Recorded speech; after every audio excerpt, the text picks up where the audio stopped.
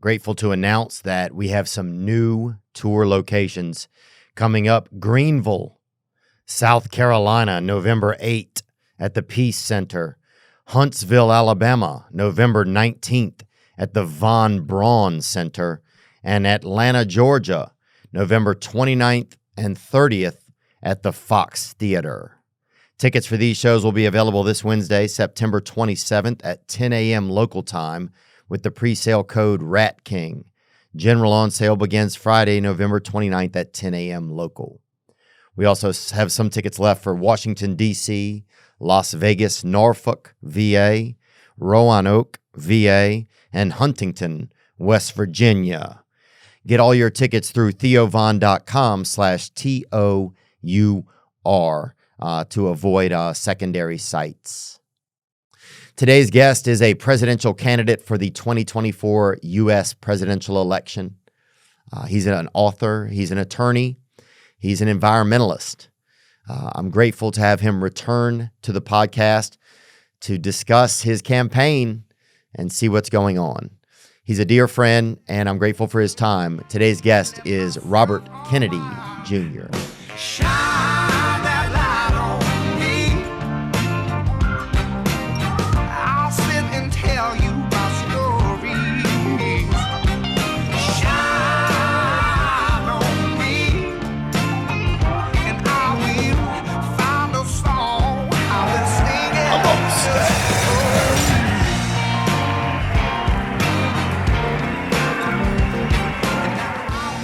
Thanks, man. Yeah, I feel pretty good. I got some vitamin D today. I went for a run, I think I was feeling like overwhelmed. So sometimes when I feel like, even if I feel anything too much, it's like I feel like if I do something in motion, it helps me, and getting some vitamin D helps me too.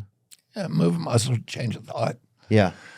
But I had the same experience yesterday where they had me scheduled like back to back all day, and I said I just need to get out. I just canceled one of my appointments, and I went out in the sun for an hour, and it was transformative. Yeah, it's interesting. I think we forget that we're supposed to be plants like that, Yeah. Or that we're part, because are humans part plants too? Do you think? No. Although the microbiome has a lot of plants, and I guess it's part of our body, and it's a plant, I suppose. But we are definitely we're a zoonotic species rather than a plant species. Dang. Yeah, sometimes I guess I feel like a plant. Or I don't know, if I sit by a window, I feel good. If somebody comes up and smells me, if I smell good, I feel good, I guess. So that's kind of like a flower, maybe. I don't know. Maybe I'm losing my mind. Good to see you, man. You too. Yeah, you look great. You did. You look amazing. Well, I feel pretty good, man. I'm just been staying pretty busy. I'm trying to think of what's been going on. Have you been in Nashville? Yeah, I've been over there a decent amount, I couldn't believe how that is growing there. Yeah. And there's like 20 cranes above that city. They must have all the cranes from everywhere in the United States there. Yeah, it's been busy. I mean, even since I just moved there like 3 years ago, it's like I'll go down streets now and everything's changing. It's really nice. One of the things that I like best there, I have the best neighbors there. My neighbors are really nice. And it still has a really small it has a small town vibe. Like you couldn't cheat on your wife there. That's what I tell people. You could not do it. I mean, you could. I think a lot of people have tried, but you could. It's just there's too much. It still has like that a little bit of that Southern gossip vibe, Yeah. Do you have like a little house there? Or Yeah. I got me a little house in a neighborhood. It's pretty normal, nothing too fancy. I mean, it's a nice home, but it's nothing like, I don't have like a water slide or anything, or anything like that, or like a putting. I don't have an axe. Yeah, I don't have. I don't have axe throwing. Yeah. But it's been good, man. It's been a nice change of pace. I feel a little bit more connected to just like regular society, because I think in LA it's like it's just a different universe out here than like regular cities or towns in America for sure.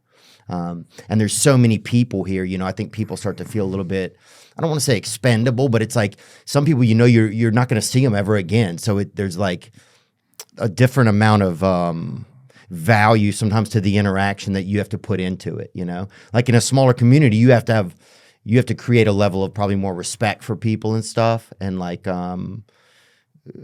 whereas in a city, you're just gonna. Does that make any sense?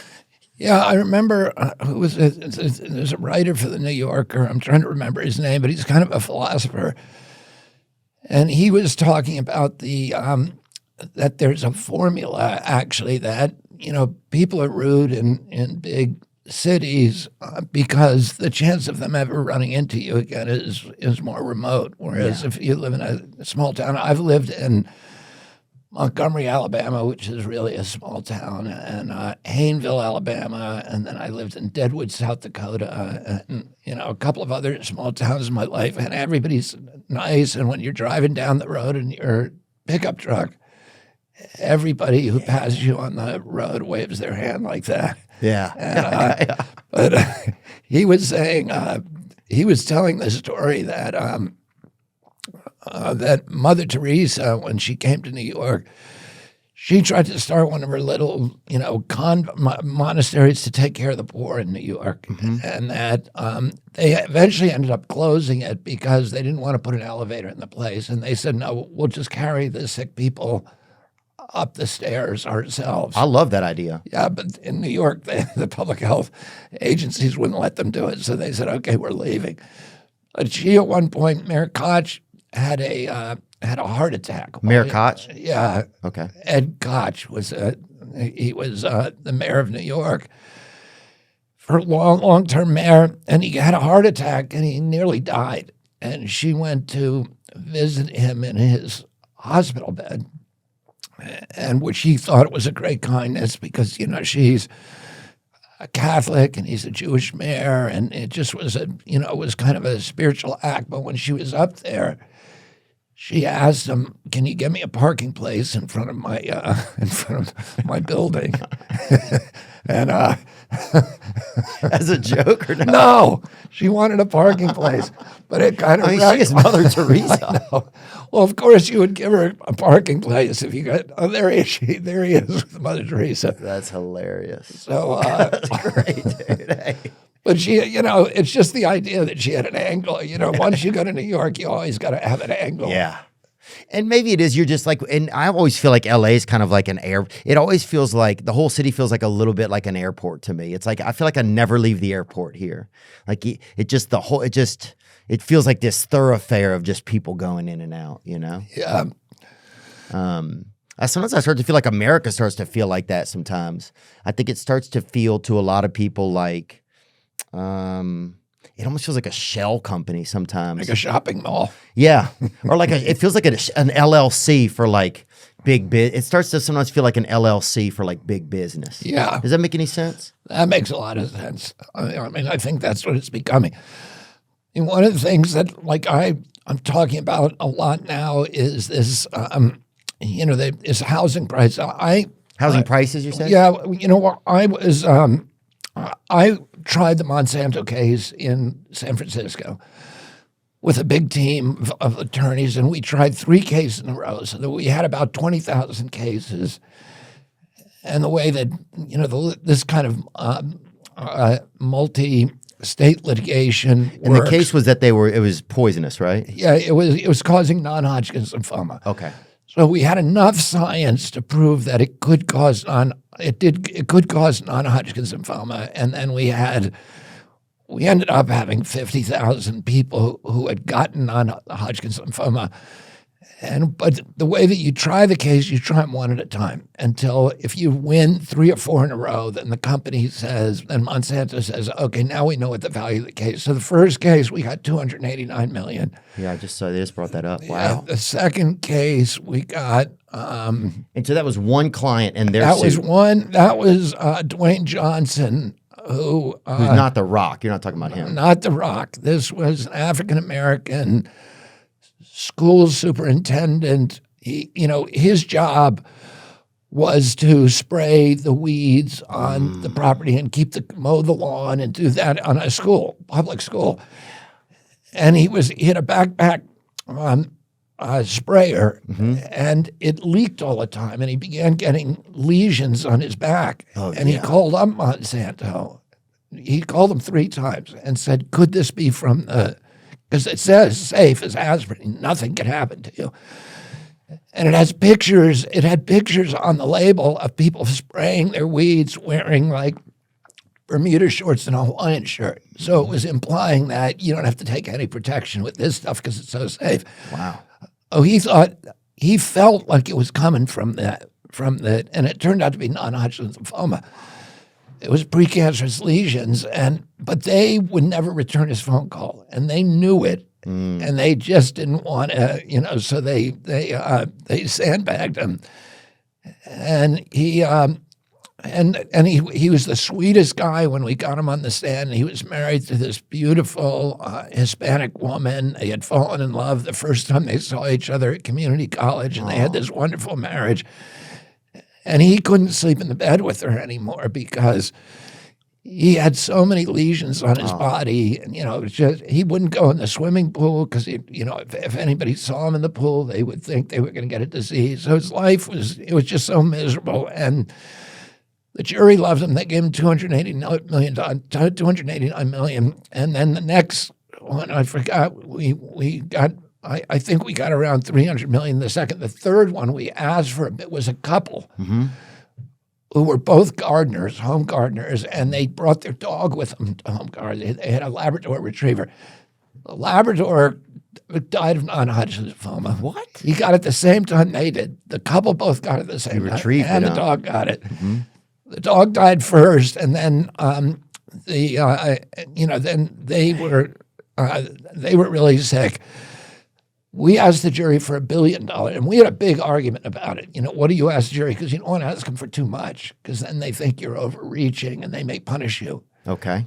The one guy who was doing the closing argument, a lawyer called Brent Wisner, very young lawyer, but really brilliant, and he and we were all saying you should ask him for $300 million. That's what the other juries were paying us. And he said, I'm going to ask him for $1 billion. I feel like the jury likes us. They came back with $2.2 billion. Nuh-uh. So we asked him for $1 billion. Yeah. And so they were pissed at Monsanto they as well, were so angry because we also showed that's the lawyer right there who just walked by, Brent Wisner. Wow. God, I got to pick up some Monsanto on the way home. Yeah, you got to go to law school, Theo. Yeah, one or the other, man. I got to get a case like this. But anyway, I didn't mean to go off on this. What I was saying is, when we were trying these cases, we were trying one after the other. So I ended up spending like the better part of a year in San Francisco. And every morning when I was in San Francisco before court, I would go down to the courthouse to the gym in Union Square. Union Square is the center of San Francisco, and it's the center of commerce. It has all the big, iconic American stores like Macy's and Bloomingdale's and Nordstrom and Gap and Old Navy and Levi, and then it has all the foreign stores like Prada and De La Valle and Gucci and Ferragamo, Hermes, Ferragamo and Burberry and all of those. So it's like Fifth Avenue. It's fancy. It is the Fifth Avenue and people come from Asia all over to do their shopping there. So, I went back 3 weeks ago and it was astonishing. Those houses or those stores are all boarded up. Every one of them is closed. Wow. And they're closed because all of the homeless on the street, the chaos that's going on the street in San Francisco makes people feel unsafe. Well, yes, some guy started a pop-up bar. Do you see that? A guy started a bar. Where? A homeless bar. See if you can bring that up, Nick? Yep, I got it. Yeah, look at this. I mean, I think you're starting to see, people are like, well, I'm so homeless. There's obviously no zoning going on. So why don't I open up a Dave & Buster's type of place? Denver Homeless Camp features pop-up bar. It's wacky. Let's see, a decked out open air. There you go. See, look, you can see the bottles right there. They have a kind of I wouldn't call it VIP, but I would call it maybe HIVIP. It looks a little dicey over there. Sorry. And I shouldn't have said that, man. But Yeah, you shouldn't have said that. But they, it's a lot of people have been ill, and but yeah, this is. I mean, I think people are just going to starting businesses. Yeah, I wonder if that's what it gets to. Is the tent where the owner lives, or? I think the tent. I don't know. That could be the pop-up speakeasy, which features lounge chairs, umbrellas, and AstroTurf, has taken over the sidewalk at 23rd and Champa Streets, which the city's growing homeless population has turned into an encampment. I love this kind of stuff. So We're hearing there was an open bar. That's what the Denver Police Patrol Division chief said. Anyway, yeah, I think, but at least it's evolving. It's not just homeless people just being homeless. At least I think you're going to start to see mom and pop businesses out there. Well, here's what my son actually, because I had a lot of assumptions about why people are homeless. Mm-hmm. And it's there's 525,000 homeless people in this country, but 50% of the unsheltered homeless are in California.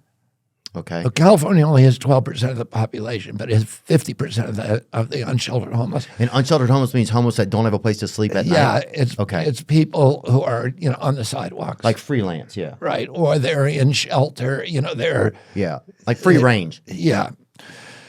So here's my assumptions, that homelessness is linked to drug addiction. It's linked to mental illness. Mm-hmm. It's linked to, poverty, and that people are one of the reasons there's so many homeless in California is that everybody knows that San Francisco has this very generous kind of giving attitude towards social services, and so if you're homeless anywhere else in the country, you'd like to move to good weather. Yeah. You don't want to be in New York sleeping on a grate in the middle of winter when it's snowing.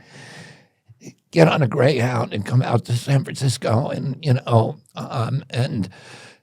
celebrate, right? Yeah. And I also had heard this, which turns out not to be true, that in some cities like Dallas or Nashville, if you are homeless, that they instead of putting you in jail, they give you a bus ticket to San Francisco. Oh, wow. So I don't know if it's true or not. But anyway, so my son turned me on to this writer called, my son Connor, who you know, Matthew Desmond. And Matthew Desmond has written these books on homelessness, and he's done these studies on homelessness. And they in San Francisco, they actually went around and interviewed thousands and thousands of homeless people. And what they found is that the people who are homeless in San Francisco are from San Francisco, and they're from California, and they didn't come from somewhere else. So it's not a lot of people yet bust in or transplants or whatever. Right. He also says this, that it has very little to do with drug addiction. The states like West Virginia has much more drug addiction than San Francisco, and yet it doesn't have a homeless problem. West Virginia has much worse poverty problem than San Francisco. San Francisco, actually, I think it's the richest city in the country. I may be wrong, but I think it's the richest. And it doesn't. So, and in terms of mental illness, you have to assume they're the same. Yeah, there's no reason. But also Detroit. Detroit has much higher drug addiction, much higher poverty, and it doesn't have a homeless problem. And what Matthew Desmond says is the reason for homeless, one reason is housing prices. It all has to do with housing prices. In California, we have the highest housing price in the country. Here in LA, where we are, the average home costs $815,000. Wow. Which means you have to earn $250,000 to be able to pay to be able to pay for that. And why do they get so high? Like, is it demand that makes them so high? I'm going to tell you this: the average home in our country 2 years ago was $215,000. Today it's $400,000. Wow. And the interest rates have gone from 3% to 7%. So kids today, like your kids and my kids, are never going to buy a home. It used to be But if they're not going to buy a home, and the median price of homes sold by realtors has risen sharply since the beginning of the pandemic. Yeah, and here's why this is happening. There's three big companies, BlackRock, State Street, and Vanguard. These are the biggest companies, And they have a monopoly on a lot of the housing market, right? Well, what they do, they own everything. Okay. Including they own each other. So it's really just one big company. And BlackRock, it has $10 trillion under management. The GDP of California is $10 trillion. The GDP of California is $3 trillion. And so they're 3 times the size of California. California economy is the 5th largest in the world of all nations. So when you have that much control, can't you just make your own universe? Can't you? Well, so they own, those 3 companies own 88% of the S&P 500. Wow. So they basically just own everything. And now what they've decided is they want to own every single family home in our country. So they're now on track. There's now on trajectory. If we continue it on this trajectory, the corporations will own 60% of the single family homes in our country. And they pay nothing for money. So they're like, if you're the richest person in the country, BlackRock's cost of money is 30% lower than you. So they're competing against our kids, and your kids. Why is it so different? They want it now. They want to own everything. So why is the percentage of the cost of the value of borrowing money? Oh, because their credit is so impeccable. Oh, I see. They have like 900. Yeah. Oh. So they got the better than the best credit rating. I think I got 670 or something. I don't know. What's okay? I don't know. Yeah. But isn't that like privatized communism or something? That's what it feels like. Well, yeah, it's like socialism for the rich, and this is barbaric, merciless, ruthless, savage capitalism for the poor. Yeah. Do you think there's some trickle down effect to that makes people feel like? Yeah, I don't know. I mean, I was talking, we had this guy, John Vervaeke, on, and he talks a lot about meaning and stuff like that, And he said that people feeling like they're part of a country or they have like a part of a home, part of a group, it creates a lot of meaning for them, just in their life. Well, yeah. And I think I noticed even with my own, probably our parents and stuff, I think a lot of them were very pro-America and they had family members that died for our country and they, it meant something to them to be part of America. And then now I think a lot of them see this kind of unfolding or kind of the flag kind of fraying at the stitching, and I think it's very scary because if you start to feel like you don't have your country, then I think you start to feel like, okay, it's every man for himself in a way. Does that make any sense? Yeah. And, and you're absolutely right. There's a poll that came out 3 weeks ago that showed that in 2013, kids between 18 and 35 years old, that 85% of young Americans said they were proud of the United States. And then another poll, the same poll, came out 3 weeks ago. Wow. That showed that only 17% of kids say that they're proud to be. I said it was really, devastating. But one of the things that you were saying, I think, is true, that if you own a home, you care more about your community. You care about the schools. You care about the police. Oh, that's a great point. You care about the hospitals. You take care of your garden. You make it look nice. Yeah, you might be more likely to help your neighbor. Exactly, because you're there. You're part of the community.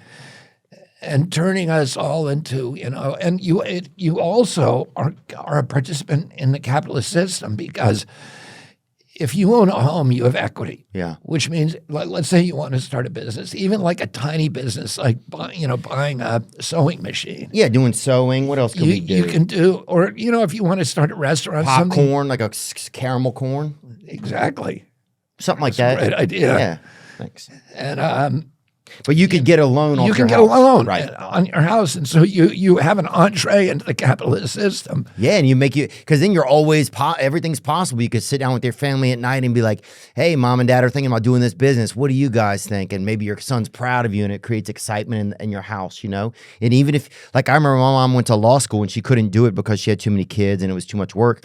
But I was still always proud of her that she tried to do it, I think, having the financial ability to do stuff like that is just so important, man. And then otherwise you feel, if you're just a renter, if everybody's a renter, you don't care, you just feel like you're like a renter by force. Like you don't even have a choice to be a renter, Yeah. That's kind of scary. How do we battle against that? And is it something that a president can do or a political official can do, or it's something that, how do we reverse that? Well, I don't know. I mean, there's parts of their of what they're doing that, a president can deal with it. For example, they own all the packing companies. So there's only 4 meat packing companies, and those companies have a stranglehold on farmers and consumers. And they should have been prosecuted a long time ago for antitrust. But because BlackRock is so powerful, nobody will touch them. Wow. And so That's a dark arts, huh? yeah. I mean, they're just, what they're doing is they're just strip mining the wealth and equity from the American middle class. Yeah. And you see that, Yeah, it's sad. And who is it? Who is BlackRock? The head of it is the CEO is a guy called Larry Fink. He's also on the board of directors of the World Economic Forum. So in the World Economic Forum, meets in Davos. It's a billionaires' boys club. They meet in Davos. Fink, huh? They meet in Davos every year, and they try to figure out what their plans are for the rest of humanity. Are they greedy? I would say they have a bad reputation for very self-serving policies. Their big policy is called the Great Reset. And here's Klaus Schwab says, famously, he says, under the Great Reset, you will own nothing, but you will be happy. So that's what they believe. Yeah, so they do have a belief. Their belief is that you will own nothing, but you'll be happy. All of us will own nothing, Right. but they will, because they will own everything. And they may be a little happier. Who knows? Wow. Today's episode is brought to you by BetterHelp. If you need therapy or you've considered therapy, it's okay to try it out. I've tried so many therapists. It takes you a while sometimes to find the right one, but when you do, it's a good fit and it feels good. BetterHelp can help. That's right. It's entirely online, designed to be convenient, flexible, and suited to your schedule.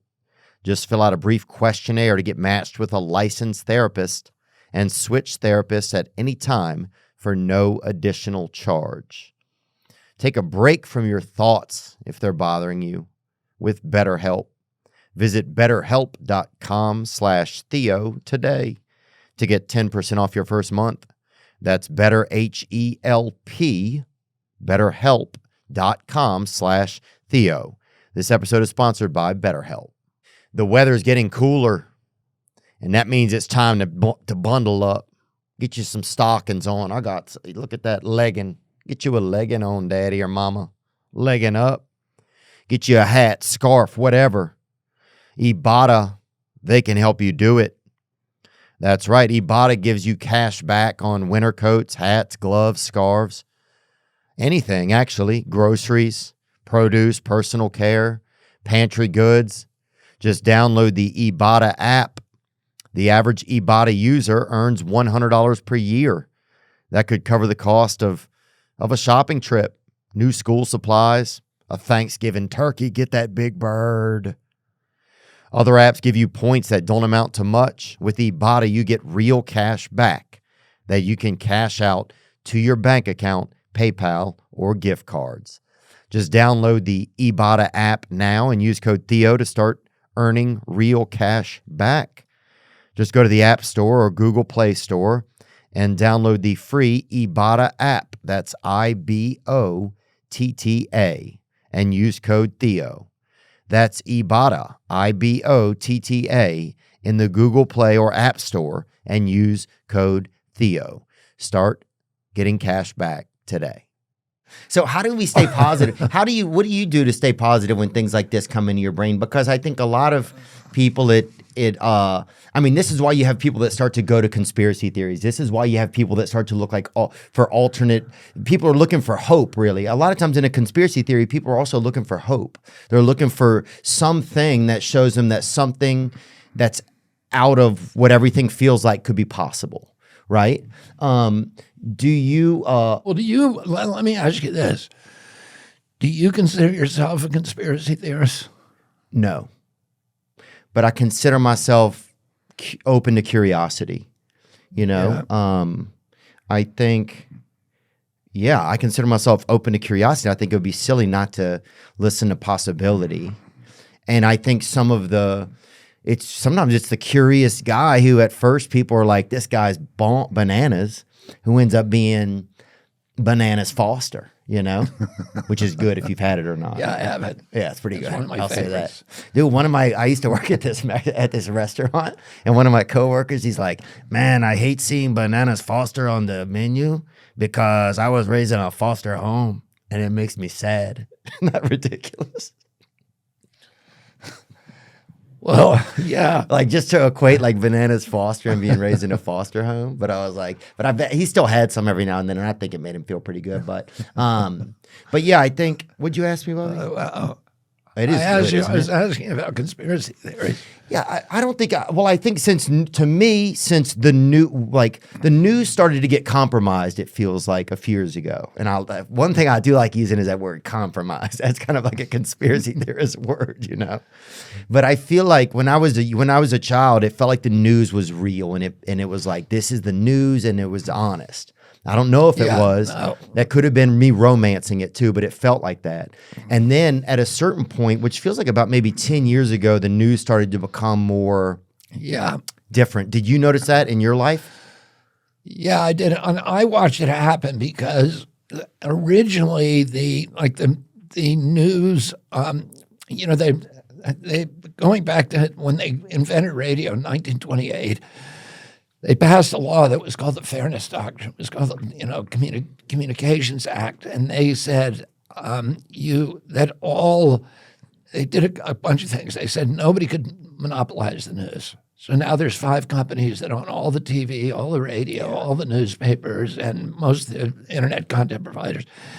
And they didn't want that to happen because they thought then, these large corporations will control what we're thinking because they're going to control the information flow, and that's bad for democracy. So they said you can own no more than 8 radio stations, and you couldn't own a newspaper and a radio station or television station the same. That sounds like a good choice. That sounds like that seems fair to me. Yeah, they wanted a diversity of ownership. It was called the Fairness Doctrine, but they also said if you're using the public airwaves, which means radio or television, that if you make a statement, you need to give the other side a chance to respond. And you also need to put the news on every day at times when Americans are likely to be at home to see it. So they in order to like NBC did not own that airwave. It had a license to use it, and it could only use it if it benefited the public interest. The way that it did that is it said, okay, you're going to create a news division. The news divisions always lost money, but they were willing to pour money in because it was the only way they could hold on to their license. And they made a guy Wait, explain that part to me. Sorry, that's right. See, what they could say is, you can use the airwave to make money by entertaining people, right? But you have to tell the real news, the authentic news, the important news that affects policy decisions that Americans have to make about their government. Okay. And you have to do it every day at a time when all Americans are going to be home, are likely to be home. So that's why we had a 6 o'clock news hour. It's also radio stations. I don't know if you remember this or not, but it used to be even the top 40 music stations had a news break like every 15 minutes. There was a short news break where they would tell you the news. Paul Harvey, remember him? Exactly. Good day. Yeah. Exactly. Well, they had to do that. That was a legal obligation. And wow. And the news divisions were separate from the rest of the operations. and they were untouchable. So they'd bring some, really credible figure like Newton Minow, or we had Walter Cronkite and Huntley and Brinkley and John Chancellor, these guys who were, total integrity people, and everybody, the most credible man, the most believed credible man in America was Walter Cronkite. Yeah. And so, and all of those newscasters were people of extraordinary integrity. Then what happened is Ronald Reagan, when he ran for president in 1980, he had the support of the big studio heads in California because he'd been the California governor. They wanted to abolish the fairness doctrine so they could get their hands, so they could consolidate the entire media under monopoly control. And he had the Christian right. And the Christian broadcasting stations did not want to do, the fairness stuff. They didn't want to show the other side because they didn't want to show Satan's side of the argument, right? So they all wanted to get rid of the fairness doctrine. And so Reagan came in and appointed a guy, I think his name was Tom Wheeler, to run the FCC, the Federal Communication, and they threw out the fairness doctrine. And at that point, you saw this huge consolidation where they started buying up everything. You also saw the news divisions were told, okay, we don't really need you to have integrity anymore. We need you to make money. So the news divisions became profit centers. And so you saw more and more news that was not really news. It was, about Brad and J-Lo, and it was entertainment. Yeah. It was stuff to get eyeballs, to make people, and violence and war, and, and so you saw this deterioration where from highly credible people on the news to people that you have today who are just, propagandists for the government and for the pharmaceutical companies. Muppets, man. Yeah, the people are turning into Muppets. But so whenever it was Christian activism that made them end up making them repeal that? It was a combination of things. The Christian broadcasters, for good reason, they had good reason. They didn't want to tell, because, like, for example. Yeah, give me an example of that. I'll give you an example. That NBC, I think it was either NBC or ABC, was having advertisements. We're selling advertisements for Mustang, which is the automobile. Oh, yeah. That Stang, baby. Yeah. At that point, it was the biggest gas-guzzling automobile. And so an asthma society of America. They hated Mustangs? Yeah, they didn't like Mustangs because of that. Come on, dude. So if you have asthma, if you get a Mustang, you got a chance with the ladies, I feel like.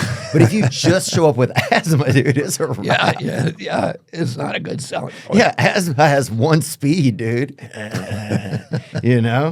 Sorry, go on. So they wanted to do an ad saying Mustangs are bad because they're making us have asthma attacks. And the network didn't want to do it. They said no, because we want to sell Mustangs. We want to sell Mustangs.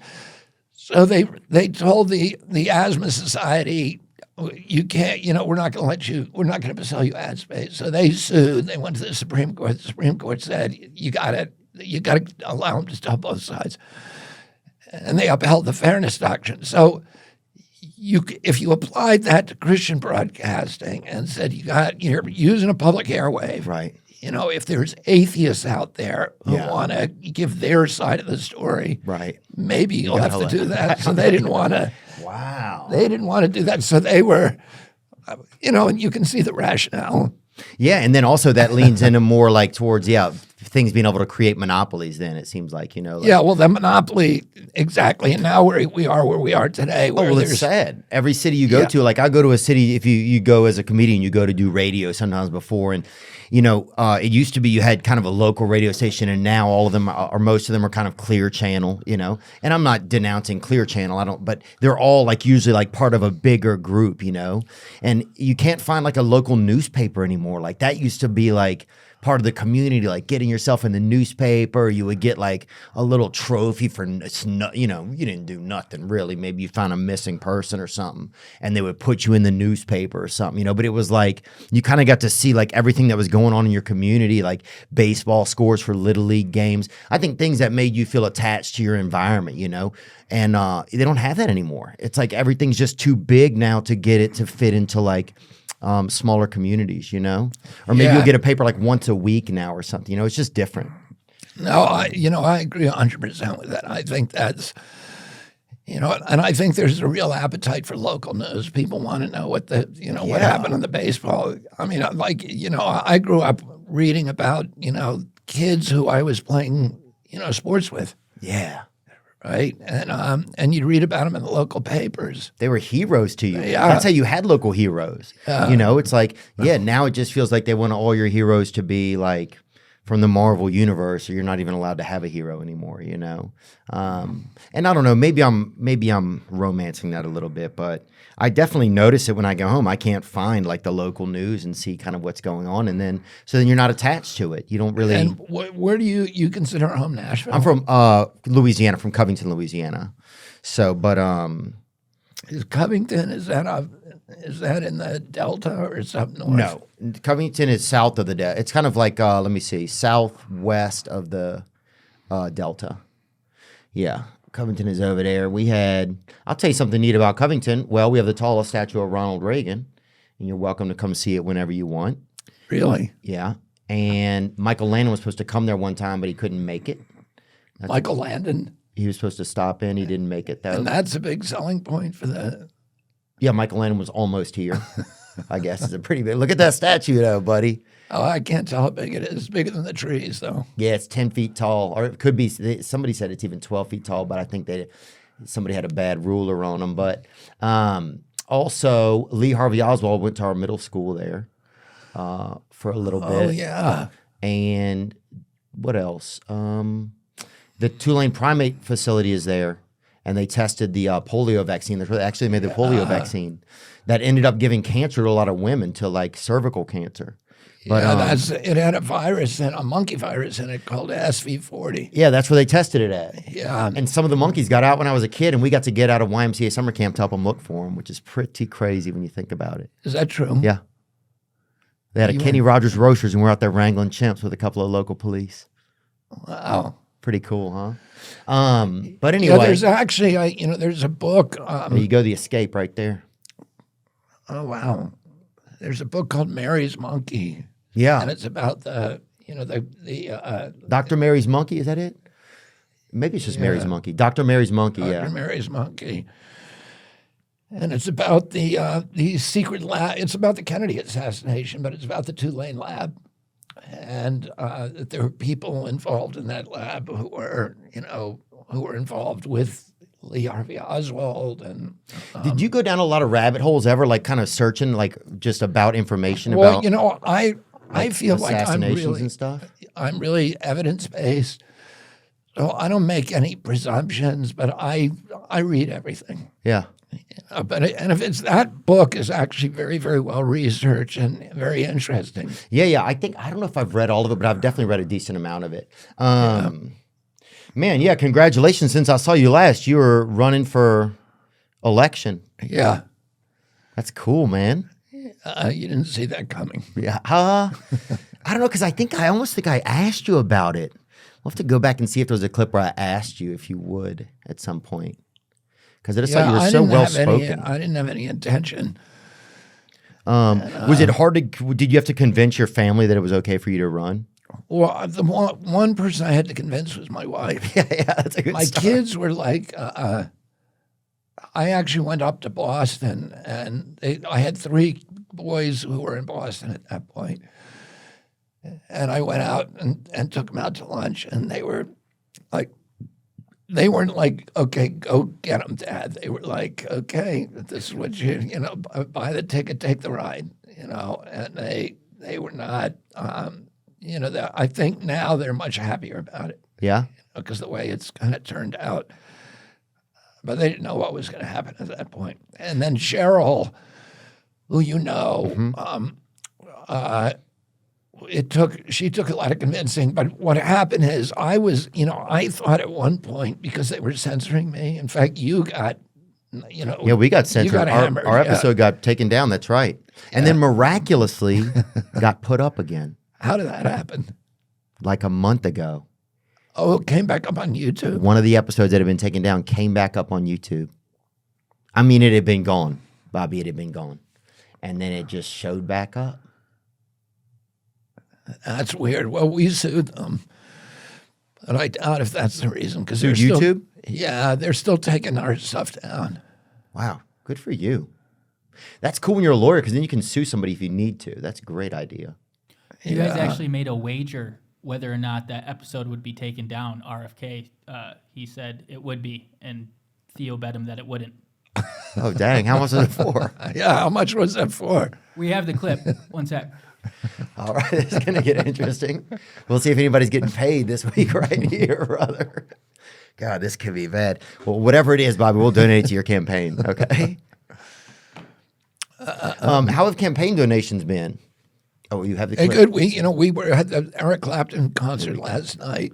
Well, let's play I got this a question that came in actually right here from a guy for you, Bobby. That's right. Is this live? This is not live. None of this is live, and this question isn't live. This is all because I want to make sure you have an option of not playing this podcast. video. No, I don't. I think we're okay. Yeah, I mean, I'm genuinely curious, and I think I'm worried about your career, Theo. That's why. Oh, thanks. Well, I feel like I own my own career until, I don't need a Hollywood career, but it's definitely, I worry about, my career of, I guess, maybe, YouTube canceling us or people saying that we can't do this anymore, Yeah. That's the scary part. Is this on YouTube? Yeah, this will be on YouTube. So, but our last one stayed up. Okay, well, let's make a bet. I'll bet you $5. Well, inflation's happened a lot. Let's make it 10. We were ahead of the We got a curve. good question right here from somebody that came in. Yeah. But anyway, last night you asked about donations. We got, we were at the Eric Clapton, and there's Steve Stills, Eric Clapton, and we met and did that at a private home in Brentwood, and we got $2.2 million at that. No way. We're doing well on donations. How was it? Because you were kind of looked at as a guy that was a nutcase by some people, right? Yeah. Not by me. I thought you were definitely curious and active, and I knew you as a person, so I knew that you seemed like as normal as a guy could be to me, Were you surprised when people started to get on board though with you? Because I remember I listened to you. I mean, I listened to you on Rogan, and I thought it was one of his best episodes. I thought it was I remember you thanking him for letting you speak, right? And it was I remember just listening, and I just got a clear layout of exactly kind of where you'd been and how you ended up where you were, and I thought it was just awesome, and I thought that was such a great interview. Did things start to turn after that, or when did things kind of start to turn, do you feel like? The big turn for me was a podcast I did before that called All In. Do you know that podcast? Mm-hmm. It's David Sachs, and it's a bunch of tech people who are leaders in the kind of tech Bitcoin community. They're San Francisco based. Okay, I see. Financial David Sachs, wizards. David Friedberg. Okay, and it's very, very popular. I mean, I can't tell you how popular. The reason I know how popular it is I almost every day somebody comes up to me and says, "I saw you on that." Wow. No matter where I am in the country, and it's a very weird demographic because it's not. It's all kinds of people. It'll be an old lady and young college kids and. That's amazing. I'm gonna have to check this out. All In with Chamath, Jason, Sachs, and Friedberg or Friedberg. And so they, I went on there, and there's 4 guys, and they all kind of grilled me. Yeah. And then Rogan brought me on. Megyn Kelly was really good with me. She had me on about 3 times when nobody would let me on, and then Fox started letting me on a lot. And so I could go on my, the thing is that I get a lot of eyeballs when I go on. So I think this is what they told me, because I went and met with their editorial board, that it was, that I was getting more eyeballs than any other guest. Wow. On Fox. Yeah, on Fox. And I think the same as CNN, but CNN won't let me on. The only guy who's let me on CNN was Michael Smerconish, and it was a very short interview, but he got in a lot of trouble for it. Wow. So you're running right now. You're running for president. Yeah. With the Democratic, under the Democratic Party, right? At the moment. Okay. And so is it normal that someone is able to run against the incumbent? I want to make this clear from audience, because some audience, I hear words a lot of times and I don't know what they mean, right? So like the incumbent is the guy who's already in office, right? Yeah. So if a president has already done one term, then he's the incumbent as he goes up to do the second term, right? Yeah. And he has to run against someone who's submitted by the other party. Well, he ultimately has to run the other party, is going to nominate somebody to run against them. So the Republicans will nominate somebody to run against. But if you're a Democrat, Democrat, if you're popular within your own party, a lot of times you won't have a challenger from within your own party. So you'll only have to go to the prize fight. You don't have to fight all the belugas who are coming after you. But, and who determines if they have to fight all the belugas? Well, it would be, me. I would run against him. But my father ran against Lyndon Johnson Lyndon Johnson in '68. Mm-hmm. Lyndon Johnson was an incumbent Democratic president, and my father challenged him, and ultimately Johnson withdrew, and he pulled out of the way at race, and then my father won the primaries, and he was killed. My father was killed on the last night of the primaries, so June 6th. He won, the last primaries, California, South Dakota, and a couple of others, and he was killed that night. My uncle Ted Kennedy ran in 1980 against Jimmy Carter, who was a president of his own party.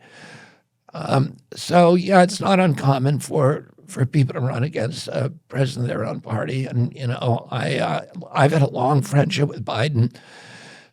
I've known President Biden for at least 40 years. Oh, wow. And he has a statue, a bust of my father on the behind him in the Oval Office. If any picture that you have of Biden, there's a bust of my father. You can call it up. Now, and there's 5 members of my family who are working in the administration. In the Biden administration? Yeah. Wow. At different ways. Yeah, yeah. And so... do you think he'll get the nomination from his party for the 2024? Well, I think I could beat him in the... you can see in that middle one, the second one from the right up there, that one. There's a bust of my father behind him. Wow, that's awesome. That's so cool, man. That would be cool if that were my dad. Yeah, it's wonderful. Do you think that he will get the? Yeah. So I guess I have 2 questions, because some of the processes. I think I can beat him if they give me a fair fight. Right. Okay. But before that, do you think that he'll get the nomination? Well, I think I could get the nomination. Okay. If they gave me a fair fight. I see. Do you think that you're currently getting a fair fight? No. Why? Well, because they're doing. The Democratic Party is supposed to be neutral. They're not supposed to choose favorites, but they actually endorsed him a week after he declared. And his campaign is being run out of the Democratic Party office. Which seems like convoluted, huh? Yeah, it's not. It's a conflict, and because the party should be separate from the president, even if they're of the same. Yeah, they're supposed to be. Even if they're both Democratic. Yeah, the party should be neutral and say, "Look, we're going to be the referees in this fight." It's like if you went to a football game and the referee in the game was wearing the same uniform as the guys you were playing against. Right. You say, hey. Yeah. Yeah. So that's what they're doing. And what they've done is they've taken the states that voted most strongly against Biden last time around, and they've said, if anybody visits those, if I visit those states, and no vote in that state will count in the election. So if I go to New Hampshire, which I did, any vote that I get in New Hampshire will not count. Any if vote I you go get to- to what? For me. So if I beat Biden in New Hampshire and I win all the delegates, those delegates will not be allowed into the convention. But how can they just say that? Isn't there like a democratic process that overrides that? You would think, but actually the party makes its own rules. And there was Bernie Sanders, they did the same thing to Bernie Sanders. Yeah, they cooked me, man. And he sued them and said, you guys rigged the game against me. You fixed it. And the court said, yes, they did fix it, but actually it's a private club and they're allowed to fix it. They can make up any rules they want. They can do anything they want. So, see, this just leans so much more into like this stuff that like people feel like their vote doesn't there even you go. matter. Court concedes DNC had the right to rig primaries against Sanders. And that's Debbie Wasserman Schultz, who, DNC Chair Debbie Wasserman Schultz for violating the DNC charter by rigging the Democratic presidential primaries for Hillary Clinton against Bernie Sanders. And she's the one who tried to silence me when I testified before Congress a couple of weeks ago. Wow. And so anyway, It just feels like it feels so dirty at every turn. Cold turkey, it may be great on sandwiches, but there's a better way to break your habits. We're not talking about some voodoo or seancery or anything like that. We're not talking about getting tickled by your crazy neighbor until you just belch up a secret. We're talking about our sponsor, Fume. That's right. They look at the problem in a different way. Not everything in a bad habit is wrong. So instead of drastic, uncomfortable change, why not just remove the bad from your habit? Fume is an innovative, award-nominated device that does just that. Instead of electronics, Fume is completely natural. Instead of vapor, Fume uses flavored air. And instead of harmful chemicals, Fume uses all-natural, delicious flavors. You get it. Instead of bad, Fume is good. It's a habit you're free to enjoy and makes replacing your bad habit easy. Indeed, stopping is something we all put off because it's hard, but switching to Fume is easy, enjoyable, and even fun. Fume has served over 100,000 customers. Indeed. Join Fume in accelerating humanity's breakup from destructive habits by picking up the Journey Pack today. Head to tryfume, TRYFUM.com, and use code Theo to save 10% off when you get the Journey Pack today.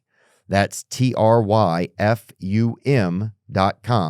Try Fume and use code Theo to save an additional 10% off your order today. Are you missing the syrup for your pancakes? Oh, dang. Or have you just run out of your favorite coffee creamer? Well, with DoorDash grocery delivery, you can get what you want when you need it. That's right. You've trusted DoorDash to deliver your restaurant favorites, and now you can get your groceries delivered right there on the same app. With thousands of grocery stores to choose from, you'll find the best in your neighborhood and boost your local economy with each and every order. Want even more value? You can save on all your grocery and restaurant favorites with a $0 delivery fee on all eligible orders with a Dash Pass membership. You can get it. With easy substitutions right in the app and best-in-class customer support, DoorDash delivers groceries exactly how you want them. Get 50% off your first DoorDash order, up to a $20 value when you use code Theo at checkout. That's 50% off up to $20, no minimum subtotal, and $0 delivery fees on your first order when you download the DoorDash app in the App Store and enter code Theo. Don't forget that's code Theo for 50% off your first order with DoorDash. So it feels so dirty at every turn. Yeah, I mean, it's bad. To me, it's bad for the country right now because so many people think the whole system is rigged. Yeah, that's what it feels like, man. And if my vote doesn't matter. And I think both parties should be conducting elections that are incredibly fair. Mm-hmm. And everybody looks at them and it says, okay, this is a model. America's the exemplary democracy for the world. It should be. And one thing you can say about America is it has fair elections and every vote gets counted. And, Yeah, it's starting to remind me of the articles I would read in the papers of like Venezuela, a lot of the Central American countries where they would be there would be coups and stuff, and they would be overriding the process because they thought the elections weren't fair. Yeah, or in the Soviet Union, the Communist Party, they said, we're a democracy, but the party would pick the candidate, and that'd be the only guy you could vote for. And that is exactly what they're doing here. They're saying they're saying the good news and the bad news. We have a democracy, but there's only one guy, and everybody's got to vote for him. And But do they have the right to do that because he's the incumbent? I understand. They have the right to do it within the Democratic Party process. Okay. And then, so they're going to, it's weird what's happening now, Theo, because the press is now turning against President Biden. So, It has been interesting to see some of that, huh? Yeah. It's the first time ever I've seen some of the headlines that are, either bringing like his son's issues into it or discussing impeachment. I'd never seen that before, Yeah, in the Washington Post, there's a very famous journalist called David Ignatius who is linked to the intelligence community, and he kind of speaks for if you want to talk about the deep state. Yeah. David Ignatius is the voice of the deep state, and he came out and said Biden's got to step down, and then immediately CNN published did a story about all of Biden's lies. And then I think today, either Washington Post or New York Times, Maureen Dowd, well, if he does had a step down, story today about all of his lies. So that you see these attacks on Biden that were not happening before. right? And, and you wonder What's going on? Well, if he does step down, I hope it's not a far step, to be honest with you, because I don't know if he can handle it. I think the saddest thing to me is I feel like Mr. Biden just isn't healthy. He doesn't seem like mentally healthy, right? To me, and I don't know. It could be that they edit clips to look a certain way. He just seems like he doesn't seem as healthy as he once was, right?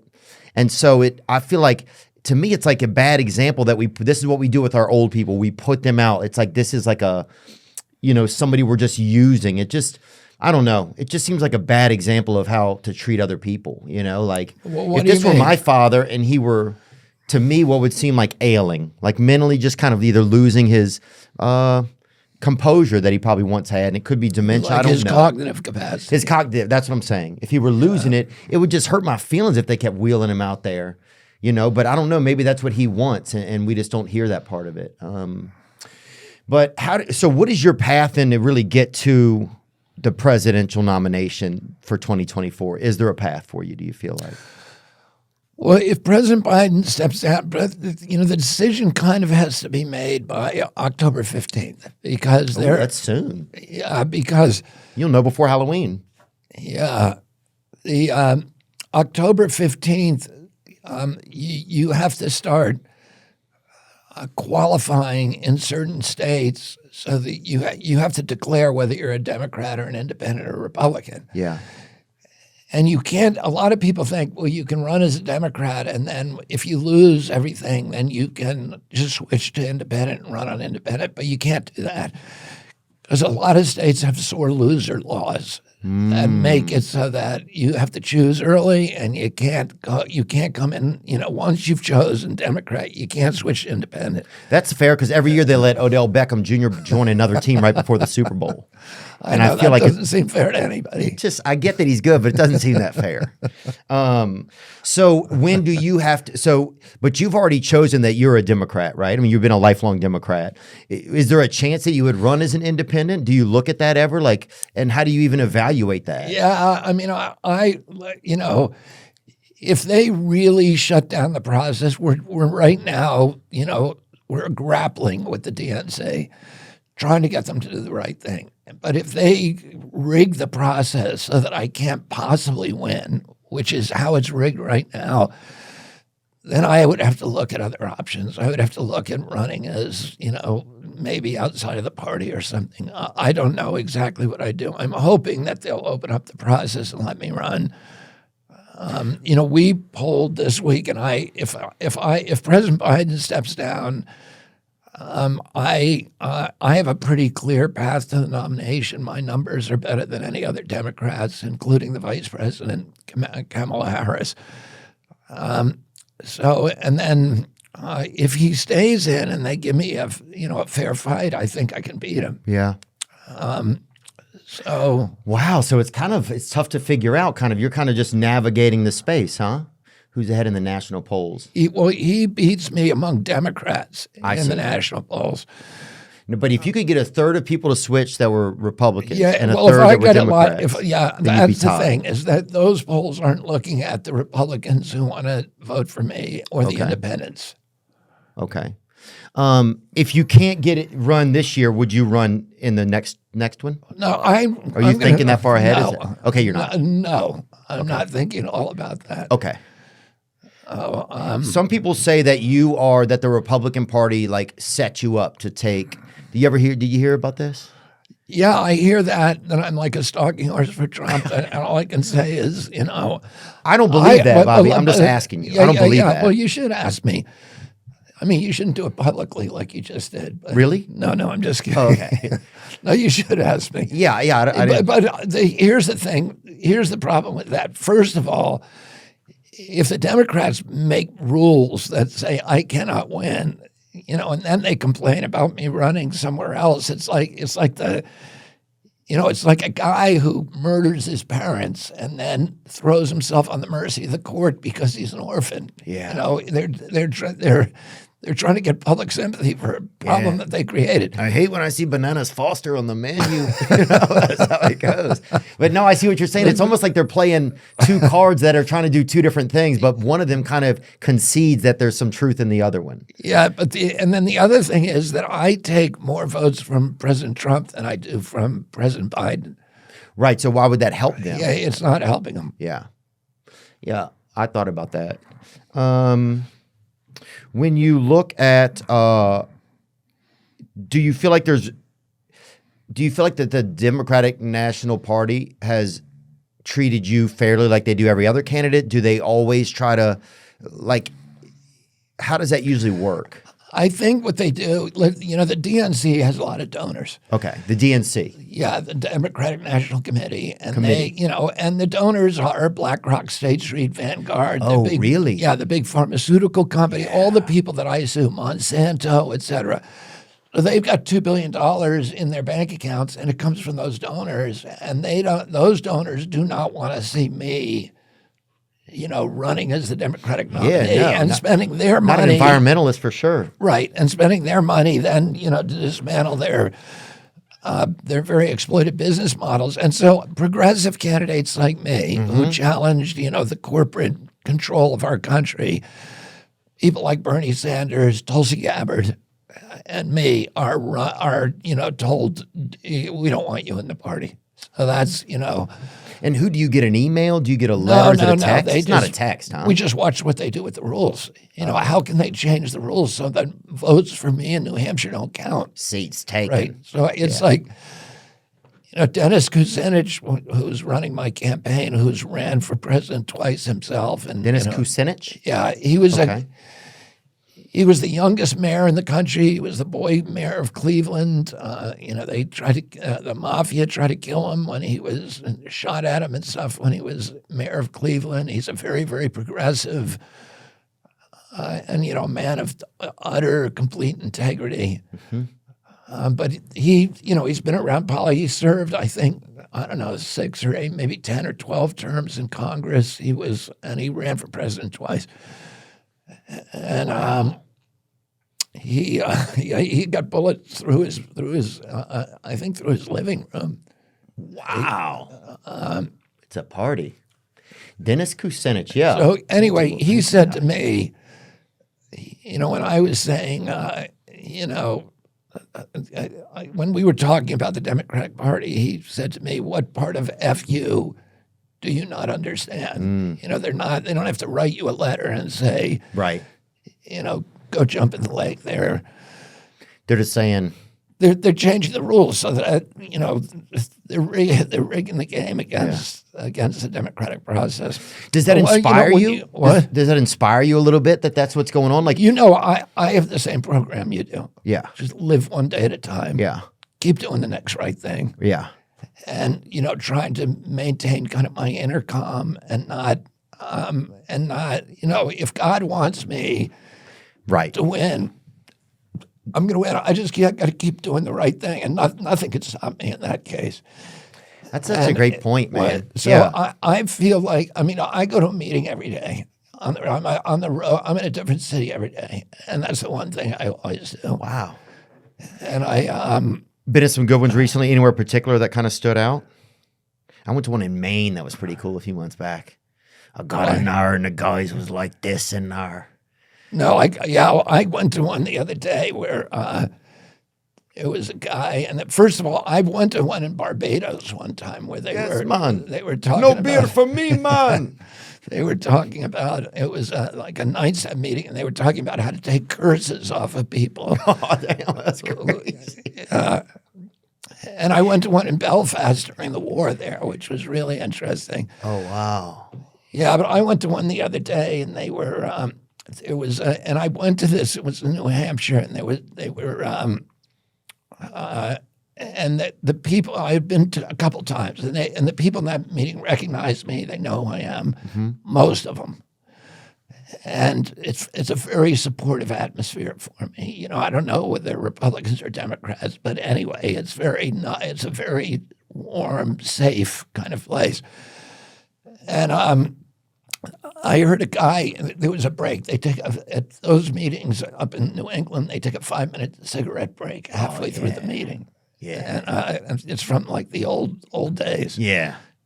And this guy was sitting like 4 or 5 seats behind me. And he's one of these old people who talks really loud because he's going deaf. Yeah. And he's, they compensate by talking super loud. Yeah. Yeah. And he was saying RFK Jr. And he had 3 or 4 of his cronies around him talking, and they were whispering to him, that's RFK Jr. And he said, he's the anti-vaxxer. And I was just listening. I was like, I can hear what you're saying. So, anyway. Yeah, well, some senior citizens, their whisper gets a little high. A little high in the whisper. And then he did speak at that meeting, and he spoke about, how important it was to get your jab and stuff. And I could tell it was directed sort of, clearly it was directed toward me. But I feel like peaceful. And afterward, I went up and, talked to him, said hi, and smiled. But it makes me. My job is to stay sort of peaceful and serene, and anything that I've ever done in my life that is enduring, that is important, has come out of that spiritual place. And anything that I do that comes from frenetic activity is is just wormwood and bile. I know. And I remember reading about Abraham Lincoln, where he was, he was the rail splitter and everything. They asked He had a bunch him, of cats too. He had cats? Yeah. He's a big cat owner. Really? Mm-hmm. I know that he loved animals. I did not know about the cats. Some man gave him two cats. William Seward, right there, Oh, he was given an Secretary of unexpected Defense. gift of 2 kittens from Secretary of State. He's a real cat boy. Yeah. I've been to his home. His home. In Springfield? Or? Yeah, and one cool thing that's really neat about Springfield, bring it up if you can, Nick. They have like the whole neighborhood they turned into a museum. So you can go to his neighbor's house, you can go down the street, Oh, and really? it's really cool. Yeah, like you I literally gotta do feel like that. you're in the past. Yeah. So he also, really on the same subject of him and animals, he killed a turkey when he was like 12 years old. He shot it from his cabin in Kentucky. Them gobblers, yeah. And he went out and he saw it in its final suffering, and he vowed that he would never kill an animal again. he was probably the only person in his generation that if his wagon was going down the road and it was going to run over a snake, he'd stop and get out and pick the snake up and move it. He was, which is ironic because, he ran a war that killed 659,000 people. But Ulysses Grant, who did a lot of the killing, hand to hand, he had the same thing. He never lost his temper. The only time that he was ever seen to lose his temper was when he saw a man beating a horse. Some real animal lovers. Hooker, there was a Colonel Hooker. Yeah, General. General Hooker. Yeah. That's how they got the term hookers, because he brought ladies in Oh, really? to spend time with his troops. You know a lot of history, of interesting history. I don't know about that, but I know about hookers, buddy. I mean, unfortunately. And cats, yeah.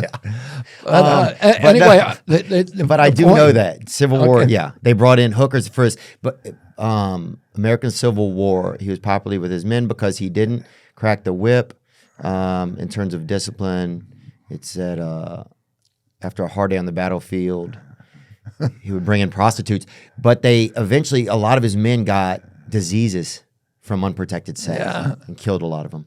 Anyway, moving on. Anyway, Sorry. I was saying about Lincoln. Lincoln said, he was asked, how do you, what would you do if you had to cut down a really big oak tree and you had 5 hours to do it? He said, I'd spend 4 hours sharpening the axe, which is good. Yeah. Because it's a metaphor for, keeping yourself in kind of a good spiritual space, that you're more efficient, you're more effective, you expend less energy. Yeah. Yeah, man, I definitely, that's been probably a struggle for me this year, is trying to do too much, getting frenetic, and then acting. I'm getting a little better. I'm getting better at it, but acting from a place of frenetic, It's just, man, sometimes it just gets tough. It's tough, But every time I slow it down, every time I kind of do my morning routine well and do my practices, everything's way different. What was one thing that sobriety? We're both sober, so what was one thing that sobriety kind of adjusted or changed for you in your life that you didn't expect? Maybe what was something that came out of it, or being a part of it or around it? Well, it changed everything in my life, because I think before I came in, I was just like a bundle of appetites, and that's when you're kind of living according to self-will, and it's like whether it's drugs or alcohol or sex or extreme behavior or just I was always just filling that empty hole inside of me with things, trying to fix that by reaching for things outside of myself. And my mind is like a formulation pharmacy. I can turn anything into a drug. And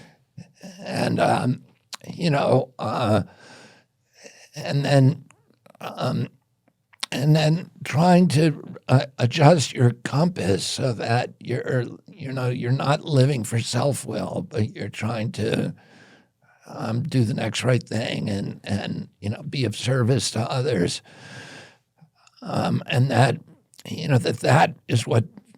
When I feel like I was born an addict. I feel like I had just an empty hole inside of me from when I was a little kid. And You don't think it was something really that caused it when you look at your I life? don't think so. But and you hear in the program all the time, like half the people think they were born with it, and others think that trauma had something to do with it. But I also there's certain races like the Irish. That are what we know. Yeah, there's other ones too. They're the most thirsty. Yeah. The Irish. Yeah, I mean they're good at it. They make it look good. I mean we call it the Irish flu. Yeah, because it's was it popular? You go into a meeting and in any meeting, any place in the country, and half the people in it are Sullivan and O'Brien and a lot of Irish. Was alcoholism in your family? Was it popular? In my mother's family, it was back to the Neanderthals. Wow. They were all, and of all of my mother's siblings, she was the only one that did not get it. And Wow, that's a lot then. That's pretty strong. Yeah, it's just it's good to have a program, man. I think it adds a lot. I think it's definitely been a saving grace for me. For sure. Just the people I get to meet. Like last night, a guy texted me, a new guy. I've been texting in the rooms, and we're texting, and he hit me up yesterday. I was like, "Hey, you want to go to a meeting?" I wasn't going to go, you know. So next thing you know, I go, and we're like over in Venice, and it's 8 p.m. We're sitting on a porch at some guy's house, you know, listening to a guy talk about how he was in a gang and his brother got killed right next to him, you know, and how for years he was using, and then finally he started to get help and got in the program. And but to sit there and hear a story like that, was that real? I mean, that's part of the fun of going to the meetings. Right. I mean, it just puts something real in your life. It's like I left out of there, like, sure, you know, it was very sad, but it was like a real thing. It was like I left out of there with like, I don't know, it just, people sharing makes you feel more connected, you know. But, you know, when you got sober, did you realize, because I know a lot of comics feel like, you know, that the alcohol and the drugs are part of what makes them funny. Did you? And that they have anxiety about getting sober because they think it might hurt. Yeah, I think I had some of that for sure. You know, I was in and out for a long time. I had 3 years sober, and then I was in and out. And then finally, I just was so spiritually just empty. You know, I'd gotten a decent amount of popularity, and I thought that would achieve my happiness, or it would do something for me, and it just didn't do anything. It was like literally getting to a top of a mountain or you know, a decent ledge on a mountain, and you're like, dang, I'm still on a mountain, you know. That's what it felt like. And so I think that just made me realize that there was something bigger going on inside of me that I had to get some help for. And then just the gifts of it, like seeing other people get well, like seeing people's lives turn around, like just it's cool. I can go to a place every day. I can go somewhere and witness a miracle almost. And that's unbelievable. You know, people are looking for miracles and reasons to make them feel, you know? And so I think that's one of the reasons I go to, is because it makes me feel in there. You know, like regular life, it was always trying to find something to make me feel. And I couldn't do it. There wasn't anything that was doing it enough. But man, I go in there and I see somebody who their life has changed, and man, it makes me feel, you know? And that's really what I've always been looking for. I've just been wanting to feel. And that's probably one of the most blessings of it. And then just getting to meet cool. I mean, like, you know, you and I are friends. I have so many, most of my friends are sober. Yeah. You know, it's kind of crazy. It's just how it kind of works out. And also some of them used to be the biggest derelicts. So you get to hang out with the craziest people in the world, you know? I mean, alcoholics are generally kind of desperados. Yeah. Oh, they're interesting. You feel like a desperado in this campaign. I mean, one thing that I thought about was interesting about you is that nobody was in your pocket because nobody was getting on board with you. It seemed like there's no choice. Like there's nothing that's like, this guy is what he is, he's not working for anybody. That's what it always was like. That's the most admirable thing to me about anything these days, is like, I just want somebody who's not part of the status quo, because the status quo feels very dangerous, or the system feels dangerous, you know? Yeah. Does that make sense or not? Yeah, and I don't know. I think, you know, my campaign, the way it came together, it feels, I don't know, it just feels like there's some, you know, all the people who are involved in it are people who are, you know, on some kind of spiritual quest, you know, and it's really interesting because they came from all, you know, different. But, you know, there was early on in my campaign, we didn't have any money, because most people who start a campaign they're senators, governors, they've been in politics before. Right. So they have an email list, and they have a huge war chest. They come in with $20 or $30 million, and you're not allowed to raise any money till you register with the FEC, with the Federal Election Commission. So, okay. You know, I announced my campaign, and I have no money in the bank. So, no, you know, let's say I get 5,000 calls the next day. I want to help you. I got nobody to answer the phone. I don't have a phone because I'm not allowed to spend money until I register. And so we were really desperate for money at the outset. And a guy said, contacted me and said through a friend and said, I can get $10 million for you fast. And dang. I spent I met him in my hotel, and Was it like one of those consolidation credit card things? No, it was just a guy who, he was an attorney who had a lot of clients. Oh, who okay. were Private deal. in industries, and he said, who would give me money? But they were industries that I really didn't want to take money from. Yeah. And he left, and I just didn't. It just didn't feel. It felt like it just didn't feel right. And so I called the guy who had brought him in, and I just said, I can't do it. And I immediately felt like, yeah, that was the right decision. Yeah. And if we're supposed to win, we'll win. But whatever happens, at the end of this process, I'm going to have my integrity intact, and that's the only thing that really matters. Yeah. Wow, that's cool, man. Your wife seems so proud of you. I saw you on Tiger Belly. I felt like she seems so proud of you. It seemed pretty cool. That was wild, that show. Yeah, I thought at first when I was on there, I was like, wow, this is a different world. But I think, yeah. Have you been on the show before? I've been on the show before, yeah. And what did you think of it? It's bonkers in there, Yeah. It's like, but it's just this It's very high energy, but Yes. he's such a sweet, Yeah, Bobby's a lovable guy. lovable. Yeah, he is. And he's what is he like? He's had a kind of a wild life, He's had an interesting life, but he's beloved by people. And I think part of his podcast is just being in his world and what it's like, So I thought it was brave of you to go, but I also thought that it was cool, and you got to see you and your wife. And I just felt like, man, I could tell your wife just seemed real proud of you. Maybe she's also just a good actress, but she seems super that might proud of be you. it, Yeah. She seems to love me, but I have to keep saying she's an actress. How do I know? Yeah, that's a good point. Yeah. One day she could just say "end scene." There was like you guys had an issue with the security, right? That happened. This is a few days ago, maybe, where they had a guy who was it looked like he was. Here we go. Armed man arrested at RFK Jr. campaign event in Los Angeles. Was this guy armed and supportive of you, or was he armed and it seemed like he was against you, or did you have any take on this?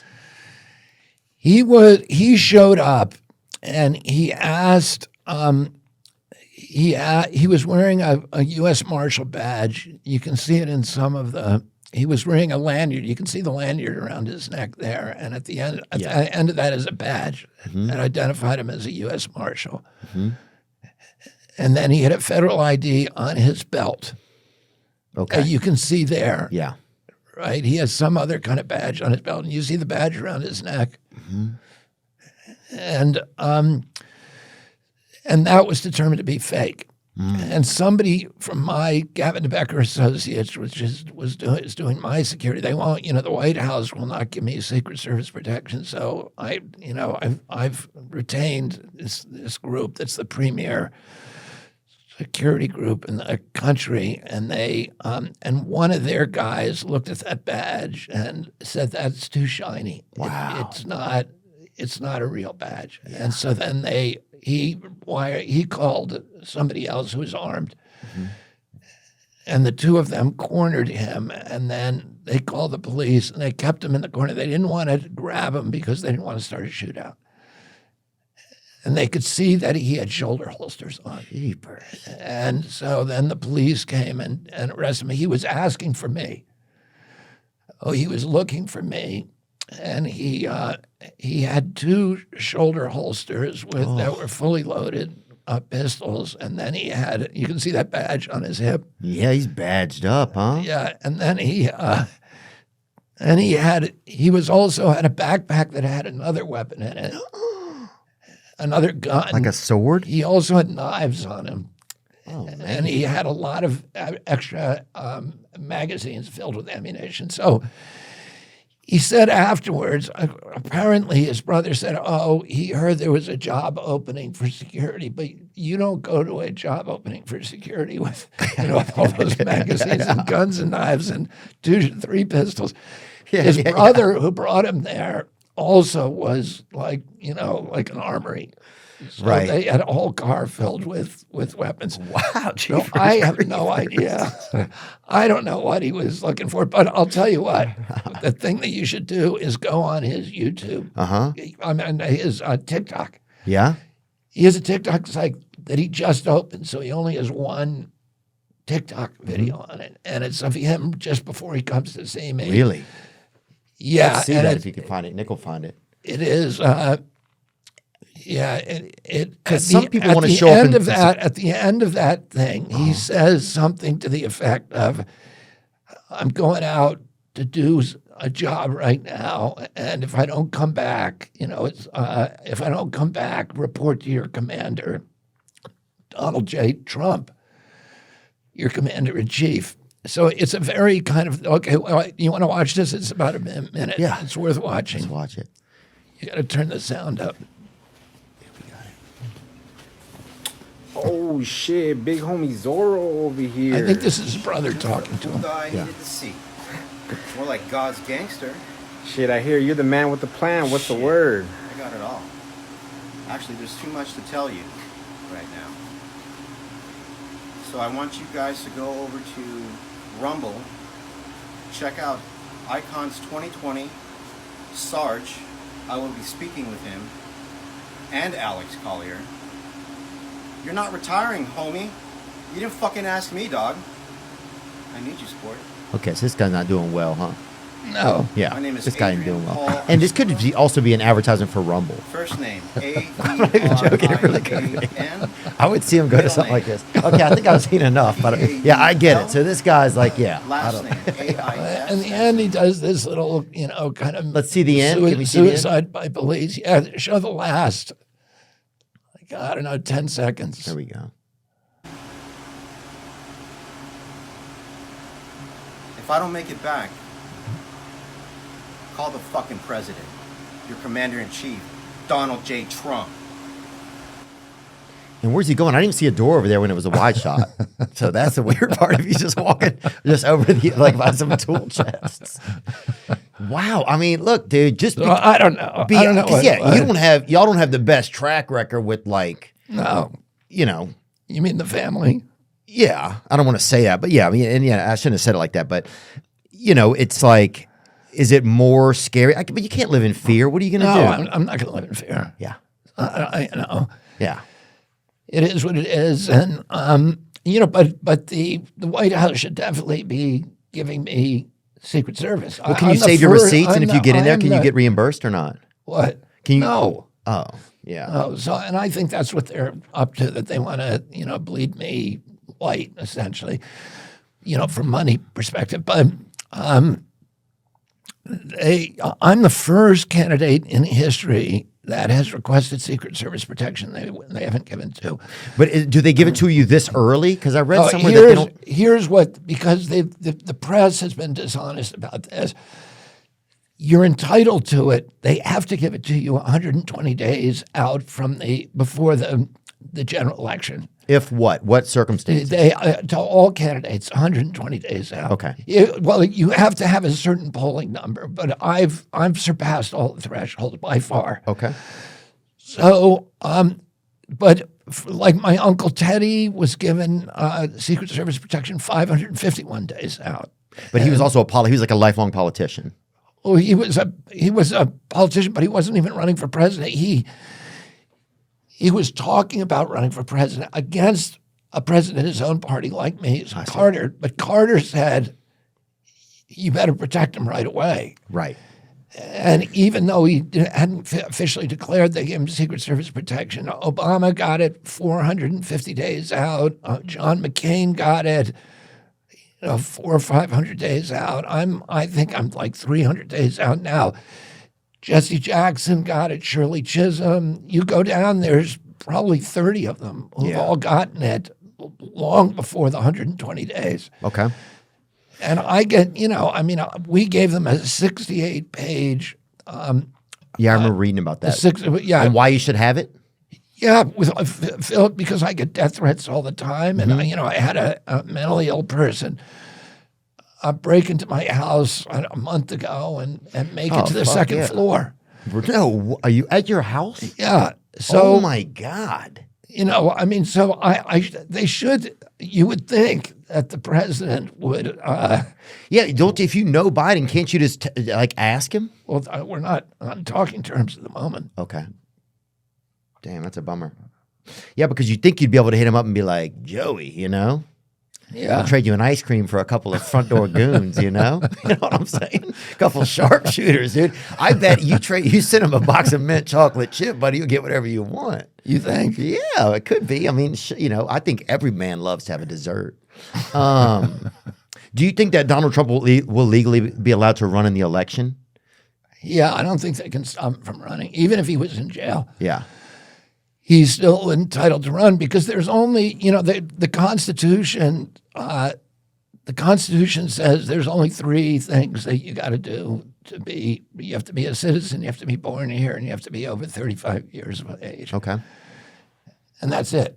You can be in prison. There's no way to block somebody because they got convicted. It's in the Constitution what the criteria is for being president. Yeah.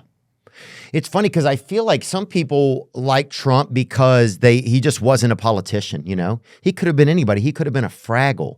He could have been a mime. I think some people just want anything that's not, something has to change. They feel like at the very least, I'll vote for something that's not a politician. I just feel like people start to feel like the overall system is so corrupt, And I think that's something that's been kind of harrowing just to voters overall. Well, people are suffering in this country now. And, Yeah. We're not, like I said before, when, with housing, our kids are not going to get, the American promise, the American dream was that this promise that if you worked hard, you play by the rules, you could afford a house, you could have a summer vacation, you could take care of your family, and you could put money aside for retirement with one job. Yeah. And my kids, I have 7 kids, 6 of them are in that 20-30 range, and none of them and none of their friends are looking for a house because it's so out of reach. And, you have a whole generation of kids who now are struggling with college debts what they pay for college is 7 times what I paid. They're never going to pay off that college debt, and they're never going to own a home for most of these kids. And it's like the American dream is gone. Right, and so then what is it? If you don't have an American dream, then what do you have? That's I think that's one of the the thing reasons that starts to get sad. That's one of the reasons that people are so angry at both Republicans and Democrats, because there's a level of disintegration in this country and deterioration. I mean, I end up talking to a lot of people because of my job. I represent 1,000 families in Columbiana County, Ohio, for the Norfolk Southern Spill. Oh yeah. And all of these environmental cases, I end up talking to people at every level of society, and I see the desperation that people are living in. It's like, elderly people now are splitting their drug prescriptions, cutting pills in 2 to make them stretch out the week so they can buy food. There's young couples who have a crying baby who have to wonder whether the baby is $50 sick or $100 sick or $1,500 sick before they bring them to a hospital. Yeah. There's people your age and my kids' age who are choosing between gasoline and food. And, it's 57% of the people in this country cannot put their hands on $1,000 if they have an emergency. For somebody like that, if the engine light goes on in the car, it's the apocalypse. Yeah. Because they know they can't afford that mechanic. They know, okay, now I can't get to work. I'm going to lose my job, then I'm going to lose my house, and then I'm going to be like all those people in San Francisco who were just regular, Joes. Yeah. And they weren't Yeah. drug addicts, they weren't mentally ill. They just had a string of bad luck. The engine light went on in their car, and they couldn't find the mechanic. That's what I feel like. I feel like the engine light's on in this country. Yeah. That's what I feel like. Well, when you're driving around with your engine on empty. Oh yeah, dude. Yeah, and right. And you can't think of anything else because you're thinking, how am I going to be able to get to that gas station? And it literally makes you stupid. It makes you lose IQ because that's all you can think about. Now, put 2 kids in the back of your car, a toddler in a baby seat and another kid, and you're now magnifying that anxiety. And now you're driving through a bad neighborhood. And you're starting to think of all of the bad things. That's what it's like living paycheck to paycheck, and that's what Americans are doing. And it's like most Americans wake up every day and with that sense of impending doom, and it's like they're driving around empty. They don't know what's going to happen, and they're desperate, and nobody is listening to them. The politicians aren't listening to them from the Republican or the Democrats. And Donald Trump comes along and says, I'm going to break things, and they love him. And I get it, and the Democrats can't understand why are all these people liking Donald Trump. That's the reason. Yeah. Because you're not listening to him. Yeah, I think, and people want anything. I'd vote for literally a puppet. I'd vote for Grover. I'd vote for anything that wasn't that wasn't a career politician because I'm just so over it. And you see these shows like Painkiller and like that one on Hulu too, the one that I can't remember. Yeah, what is it called? The one about the Sacklers. Yeah. Purdue Pharma. If that show didn't ruin your faith in taking care of people in this country, it's unfucking real, man. I hate to use that language, but it made me so mad, bro. Yeah. It just made me so mad how compromised we are, how it feels, because if we're not even out here caring about each other, then what are we even doing? That's what it starts to feel like. It's like, if we're not out here trying to do something, then what are we? Then what, I'm just out here to have a nice car. It's just, I don't know, man. Yeah, it's about, is it about we're just here to make a big pile for ourselves and whoever dies with the most stuff wins? Yeah, but we've proven that there's no value in it. It's like it's been proven over and over again that there's no value in it, you know? When you come across people like that, right, on your campaign trail, and what do you offer them? What type of hope do you offer them? Well, I think that's why I have specific things that I'm going to do to make. Like with housing, one of the things I'm going to do is I'm going to make a 3% mortgage available to every American for a single-family home. So right now, you're going to pay 7 or 8 or 9%.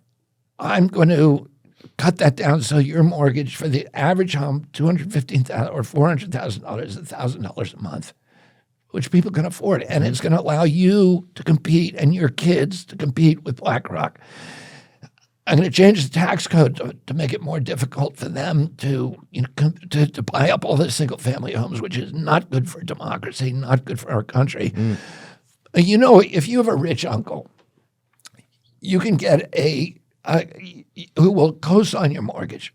You can get a much cheaper mortgage rate because the bank is looking at his credit rating, his perfect credit rating rather than your So it's miserable. like nepotism, kind of. Oh, and what I'm going to do is I'm going to give everybody a rich uncle, which is Uncle Sam.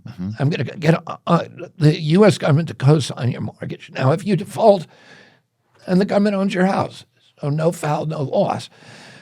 But it's going to allow you to stay in that house, and I'm going to give the first $500,000 to teachers because we need to start supporting the teachers in this country, but to make them available to all Americans who want a single-family home, because we need widespread home ownership. Thomas Jefferson said American democracy can only survive if it's based on tens of thousands of independent freeholds owned by individual Americans and, not big corporations, the aristocratic, the feudal model where the billionaires own the landscapes and we all are, we're no longer citizens. We're now,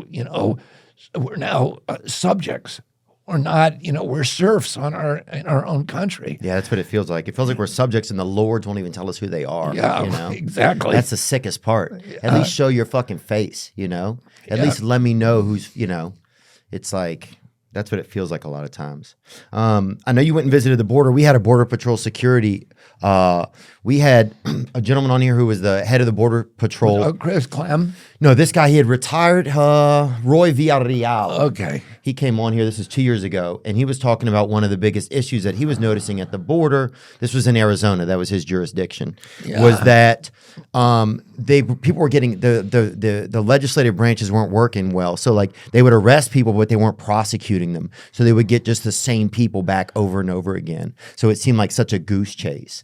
Well, it's gotten 100 times worse now. Wow. Because now that people are just, I mean, I was there between 2 and 4 a.m. in the morning. I watched 300 people just walk across, and then the Border Patrol brings them to the airport, and they fingerprint them. If they're a criminal, then they go into a different line. But the rest of them are brought to the Yuma airport, given a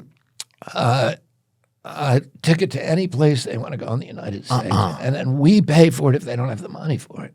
And, they've 110,000 have landed in New York, and this is a humanitarian crisis. I talked to the people who are coming over. They've been exploited, extorted, beaten. What's happened is the whole thing's run by the Mexican drug cartel. We saw the buses. They have white buses the cartel owns. 55 people a bus. They pick them up in Mexicali, and they bring them to the border, and they let them out. The people who come out are from every country. They're not, right, they're from all over. And they have to from pay the Africa, cartels. They're from Asia. Right. They have to pay the cartels to get through their land. Right, but they pay them usually up front $10,000 to $15,000 to get them across the United States. And the cartels are advertising all over the world. Wow. And they're advertising on YouTube, TikTok. They're telling you exactly what's going to happen to you. They come across, and then what happens is they're given by the Border Patrol. There's 9 Border Patrol committed suicide because what they're being asked to do is not their job. They're just escorting people. 7 million people have come across illegally in 3 years, and legal immigration during that period was 3.1 million. So the cartels are literally controlling our immigration policy. And well, what's the solution to it? We have a video that I made, an 18-minute video that shows what happened. But you were only down there for what? How long were you down there for? I was there for 3 days. Okay. And then, and then we've been dealing, we made the film. I've been writing a lot about it and researching it, and it can totally be shut down overnight. They're not. And what happens is people think, well, there's all those people I watched come across. This. But I just wonder, is that a long enough time to go see it? Like 3 days? Is that a realistic? I had 3 intense days of, first of all, the first night watching all these people come, and then spending the next days with local law enforcement, the local sheriff's department, the ICE, the Border Patrol, all the local medical systems, the doctors, and doing end-to-end interviews. No, it's good to talk with those people. That's why we wanted the guy, because we kept hearing the border, but it becomes like this political Red Rover that different parties use, and you never know what's going on. That's why we wanted a Border Patrol agent in so we could really see what happens. There's a guy called Chris Clem who was the head of the Border Patrol in Yuma. And he's fantastic, and he's giving us advice. But, what happens is that a lot of the Democrats think, we're being kind to these people by letting them in, but we're not. In fact, what happens is they're given a court date for 7 years in the future to go to the asylum court. So they have 7 years in this country where they have no legal status. So they're not allowed to work. So they'll work for 5 or 6. You have unscrupulous employers who give them $5 or $6 an hour, and then they're employed on construction sites in New York. The construction company that's employing them, is competing for bids against a union labor company. And because he's paying $6 an hour. Right. So, but just as guilty as the people who are undermining the system, right? As they are of undermining the system, people can have their own social beliefs about it, but there is guilt of undermining what the system is that's in place. But the people that pay them to work are also guilty, right? If they're Yeah, I mean, here's what I would do. And first of all, you need to hire 1,000 asylum judges, and you need to adjudicate before people come in. Once they come in, they're entitled to stay here until they get a court date. Put them right on the border like Judge Yulee. Exactly, and they adjudicate right there. And then it will shut down the border. But most of the people, 99% of the people we interviewed didn't even have an asylum claim. They just said, well, I'm here to work. Right. I want a job. Right. And so they are not entitled. They have to come through the regular line like everybody else legally. Yeah, that's what's fair is just doing it legally because you can't keep, if you don't have accounting and inventory of your business, then you're bound to go. Yeah. You know? I'll tell you how you shut it down overnight. And this is what I'm going to do the day I get into office. I'm going to waive passport fees for any American who can't afford it. Now, what that means is if you can get a passport card, I don't know if you've seen it. I got but one. It looks like a license, nice. right? It's a federal ID with your picture on it. And the problem is it costs $65, and there's some paperwork attached that makes it difficult for very poor people to get them.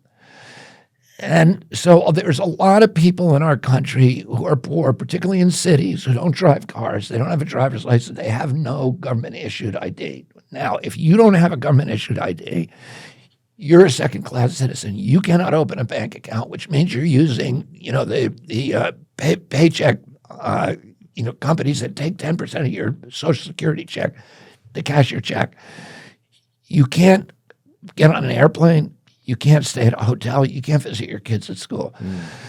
And so what I'm going to do, there's 33,000 post offices in this country. I'm going to make it very easy for any American citizen who can't afford it to go down to the local post office and get a passport ID. Once they do that, you now tell employers you cannot hire somebody unless they have that passport ID. That will shut down the border overnight because nobody's going to come through if they know they cannot get a job. Because now you can prosecute employers. Right now, what they do, the employer, construction firm in New York, they don't care if you're legal or illegal. They just want somebody who's cheap as possible and that they can check the box. Mm-hmm. So they ask for Social Security card. The Social Security card has no picture on it.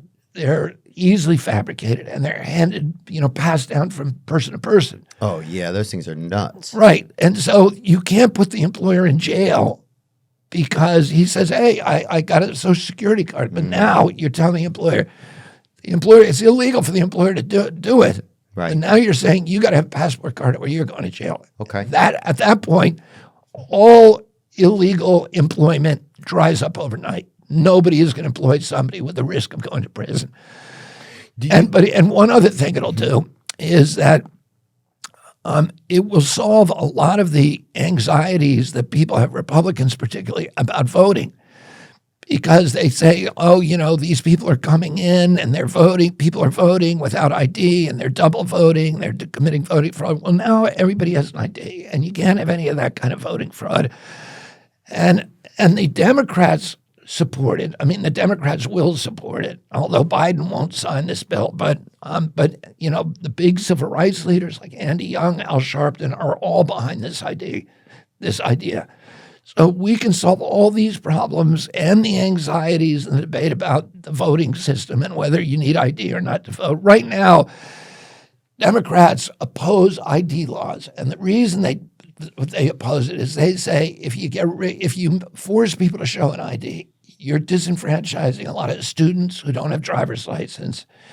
You're disenfranchising poor people who live in the city who don't have driver's license. And there's other people in the country, elderly people, a lot of their license have lapsed, so they don't have ID. And you disenfranchise all of those. Those are all Democrats. So the Democrats say we shouldn't have ID laws. Now we've got civil rights leaders who are saying, yeah, let's have IDs to vote, but let's give everybody an ID so everybody can get one. Right, then nobody has an excuse. And nobody has an excuse. Yeah. What do you say to, so some people would say that takes away some of the old adage and the old romantic idea of you can come to America and you can make it here. Does that do that by making the border? Because what are you doing, making the border more organized? You're not saying there's no country in the world that has an insecure border. Yeah, I think we have to be able to control 100%. who comes in. Now, what I would do, I think we should have high fences but wide gates. We should let a lot of people in legally, make it much easier to get citizenship. and make sure that there's plenty of people for employers, et cetera, so that we can keep our country humming. Yeah. Right, but we Gotta be should be able to organized. select who comes through, not have the Mexican drug cartel select. I agree. It's a good point. No, it's disheartening. It's very scary to think that anybody can just come in, you know? I mean, I know that we're all here and we're blessed to be here. I just think it needs to be organized. Remember when Reagan had that plan that couldn't you sponsor people that were coming in? Well, Was that you him? still can, that people, That'd be awesome, bro. well, but you still can do that. I mean, legally, 3.1 million people are coming across, and a lot of them are coming across on visas that require them to have a sponsor because they're employment visas. Yeah. An employer says, we need this guy. We need to bring him from Uzbekistan. Let's bring him. I want Hector. I'll sponsor Hector. To sponsor your family member, submit a United States Citizenship and Immigration Services Form 130. Each person you sponsor needs a separate Form 130. Huh. Let me ask you this. We should sponsor one as a podcast. How long has your family been in this country? Let me see. My father came over in 1922, I think. From where? From Nicaragua. And my mother, I don't know when she came. Probably she's probably been here for like 100, 200, 150 years. So, and what like ethnic group is she? Let me see. Polish, Italian, and Nicaraguan. That's what I am. So And Nicaraguan, is that Hispanic or is it Indian? Or it's a good question. It's a little bit of both. I think it's part Aztec, maybe. I got to check and see. But the Mosquito Indians are down there. are they? Oh yeah, dude. That's probably me then. I got to see. But I remember my father's birth certificate. But have you ever done like 23andMe or anything like that? Yeah, I've done it. I don't know what they said. They email me so much. They're like, guess who's allergic to milk in your area? They're always sending me like weird emails now, you know? Yeah, I know. I don't trust them really. Yeah, some of it's Now like, they yeah. they get all my stuff. Yeah, guess who hates cinnamon rolls on your street? You know, they're like, what? What does this matter? Is it a cousin or not? I went hiking this morning with Tulsi Gabbard. You went hiking with her? Yeah, and I was asking her about her ethnic background, and she said she did 23. She actually did. There's a TV show where they investigate your background. Oh yeah, they do it with celebrities. I think Drew Barrymore was on it. Yeah, and she did that. Oh, that's cool. And they said that she had the most ethnically diverse background that they'd ever run into. Wow. She is part Samoan, so she's Polynesian. Yeah, I like that. Yeah, that's fantastic. And but then she's got everything else. She's got the whole, like every country in Europe. I wish I could be Samoan. I wish I could be Mexican sometimes. Maybe next life, you know. What will keep you, say you get in office, Bobby, right? Like what keeps you, right? A guy that is trying to do it his way. How do you get sabotaged? How do guys get sabotaged once they get into office? Like how do people get like their values and their goals and stuff get commandeered and stuff? Well, a lot of people, that happens to them. But I've been fighting corporations for 40 years, and I've been suing these agencies. So probably 20%. I've sued almost every one of these agencies: DOT, USDA, Department of Agriculture, EPA, NIH, FDA, DTF, CDC. sue her. Yeah. So, I feel like I know better than anybody else about how to unravel the corporate capture. And, I'm not interested in anything. They got nothing they can offer me. Yeah. The only thing I'm concerned with is good government and making sure that our kids, love America the way that I love and have hope for their future. And that's, literally, I can't think of anything that anybody could give me to buy me off. There's nothing I want. I have everything that I want, and I just, I want to do the right thing. And I think there's other people. I think Tulsi's the same way. I don't think she has any personal ambition. I think she just, she loves our country, and I think there's other politicians out there too who can't be bought, but most of them can. Do you stay with the Democrats? And in fact, the entire political process Has been bought. of running to office is a training school for teaching you how to get bought. Yeah. So That's what it seems like. It's like, where are the fucking warriors who want to die like for something that means something? Yeah. You know? I'm with you. I don't know. I mean, I guess I don't know. We all get it's hard to we live in a place where that's what we've built. It's part of that things can be compromised. The last question I have is where do how do you know if you are going to stay running with the Democratic Party or if you have to make another choice? Well, I have to make that choice by October 15th. Okay. So I'm just going to see what they do. If they open up the process, I'll stay in, and then and then I have to see if they don't close it. Then I don't know exactly what I'll do. I'm proud of you, man. I'm just excited to know you've always just been a nice guy, man. You've always been someone I could rely on, and so I just appreciate you just being willing to come back on and spend time with us and help us learn about the election process and stuff. I think even just listening to you helps us, a lot of people like me just learn who aren't as up to, skew on politics. And yeah, man, certainly happy to get to spend time with you, and congratulations, man. I'm proud of you. Theo, thanks for having me back. Yeah. Tell your boys I said what's up. It's always a pleasure being with you. Yeah, thanks, Bobby. I'll talk to you soon. Now I'm just floating on the breeze, and I feel I'm falling like these leaves. I must be cornerstone. Oh, but when I reach that ground, I'll share this peace of mind I found. I can feel it in my bones, but it's gonna take